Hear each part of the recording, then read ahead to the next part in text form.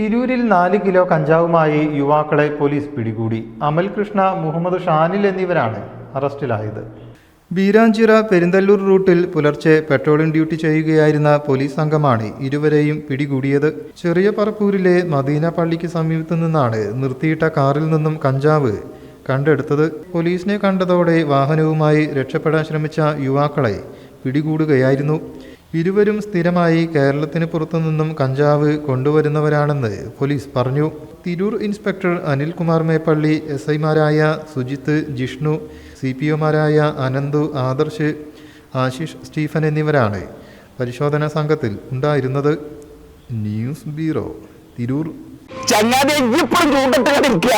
നമ്മൾ ആസാദ് ഗോൾഡിൽ സ്വർണ്ണാഭരണങ്ങൾക്ക് 2.25% പണിക്കൂലി ഈടാക്കുന്നുള്ളൂ. കല്യാണ പർച്ചേസ് ആണോ?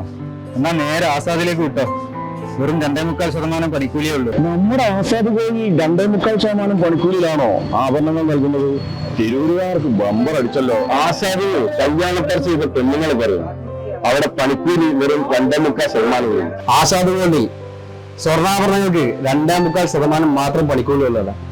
ഏതായാലും ഓളിങ്ങനെ വിളിച്ചുകൊണ്ടിരിക്കുകയാണ്. ഇന്നെ പോയി പർച്ചേസ് ചെയ്യണം. എവിടെ നോക്കിയാലും ഒറ്റ വർത്താനമുള്ളൂ, ആസാദ് ഗോൾഡ്. ആസാദ് ഗോൾഡൻ ഡയമണ്ട്സിൽ golden diamond benefit shopping fest. Kerala ആഭരണങ്ങൾക്ക് പണിക്കൂലി വെറും 2.25% മാത്രം.